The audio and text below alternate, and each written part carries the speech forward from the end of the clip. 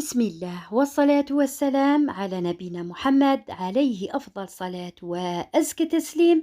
السلام عليكم، إن شاء الله فيديو تاع نهار اليوم يلقاكم قاع بخير مهنيين وبأحسن الأحوال. اليوم بإذن الله راح نتقاسم معاكم هذا الفطائر المحشية من أطيب وألذ فطائر بعجينة خفيفة حشو لذيذ. وهذا الفطائر يولموا كغداء أو عشاء أو تدوهم معاكم في خرجتكم. بدون إطالة نقول بسم الله وعلى بركة الله في المقادير وطريقة التحضير.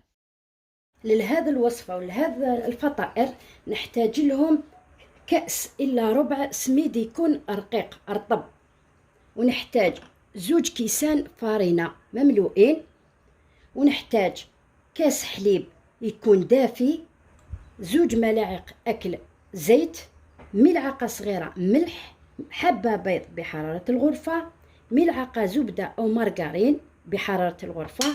عندي هنايا ملعقة أكل خميرة الخبز، ملعقة أكل سكر، أعشاب منسمة، أنا هنا حطيت الزعتر وزعترة، وملعقة صغيرة ثوم بودرة. هادو بالنسبة للعجينة.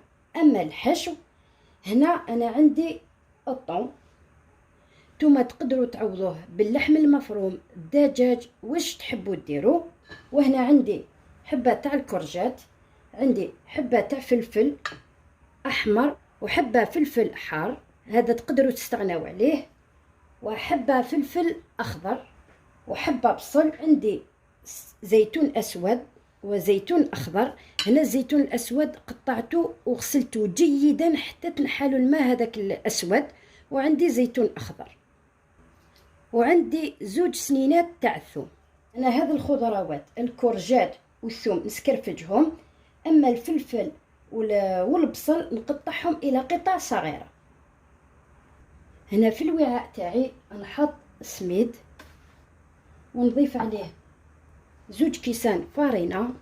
قلنا السميد كاس إلا ربع، سميد رقيق ولا سميد رطب. 2 كيسان فارينة، ملعقة أكل ملح.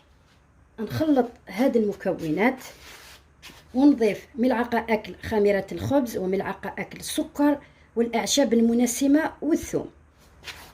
نخلط كذلك المكونات، بيض، ونضيف 2 ملاعق أكل، ونضيف الكاس تاع الحليب. قلنا الحليب يكون دافي.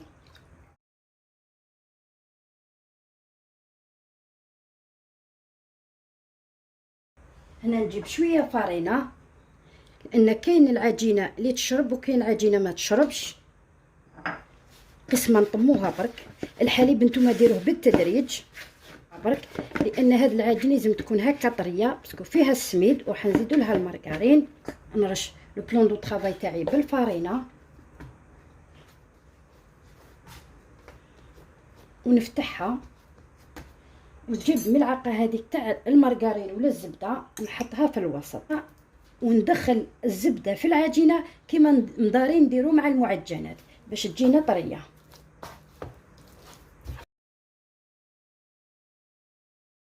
حتى نتحصلوا على عجينه متماسكه. شوفوا البنات، ولا ما درتوش العجينه هذه رشوا، ديروا رشه خفيفه تاع الفارينه هكا برك تساعدكم، لان العجينه بزاف تتلاصق، وهذا هو سر نجاحها، لازم تكون تتلاصق.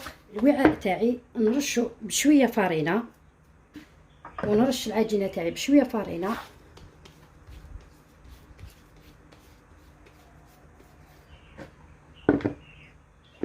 ونغطيها ونخليها تخمر حتى يتضاعف الحجم تاعها ونولوا ليها. المقلاة تاعي حطيت 3 ملاعق كبار زيت، ونحط البصل اللي قطعته قطع صغيره ونخليه يتقلى. هنا بعد ما تقلى لي البصل هنا ذبال، دوكا حنضيف الفلفل.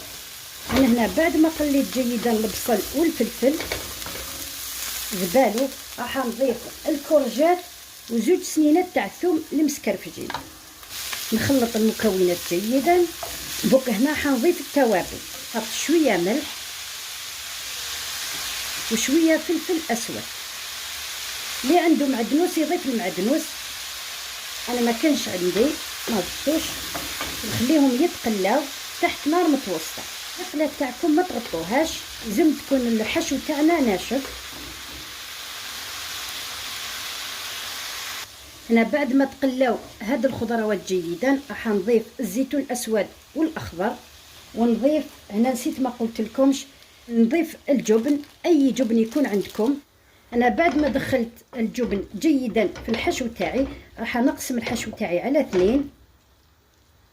النصف راح نحشي العجينه تاعي بدون ما ندير له الطون، والنصف الاخر راح ندير له الطون. هنايا انا حطيت الطون تاعي، نخلط المكونات ونخليه يبرد. انا هنا العجينه تاعي بعد ما اختمرت رايحه نحبط لها الاختمار. شوفوا ما شاء الله العجينه تلاصق. حنحطها على لو بلون دو طرافاي ونرش عليها شويه فارينه.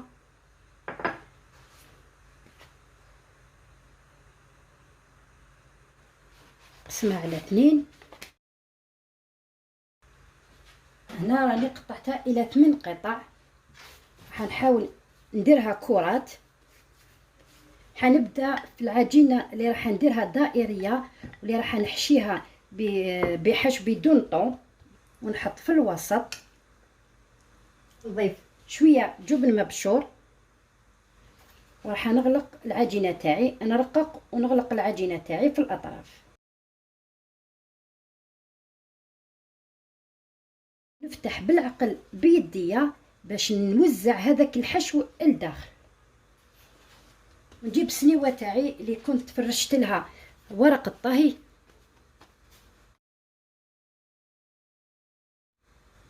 واللي ندير لها الطون راح نفتحها بالطول.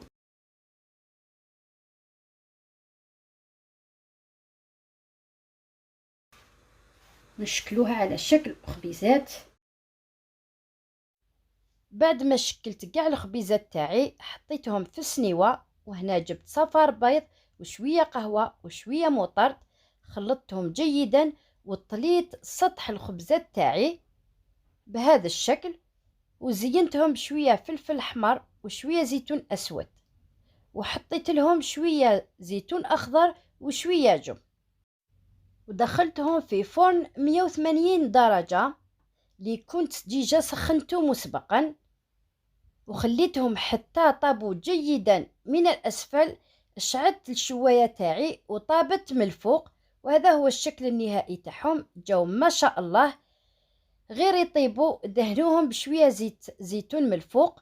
شوفوا جاو ما شاء الله محمرين من التحت ومن الفوق، يجوا بزاف بنان وطريين. كما راكم تشوفوا انا درتهم بشكلين، الدائري والطويل، باش نفرق اللي درت لها الطو واللي ما درت لهاش. وانتم عندكم الاختيار في الحشو، ديروا اي حشو اللي تحبوه، اي نوع تاع اللحوم اللي يكون عندكم، اما دجاج او لحم، او تقدروا ديروه غير بالفخوماج. وانا هنايا راح نقسم لكم وحده باش تشوفوا كيفاش جات لداخل. جات ما شاء الله محشيه بالخضروات والطون، وصفه بزاف سهله وبزاف بنينه. نتمنى تجربوهم.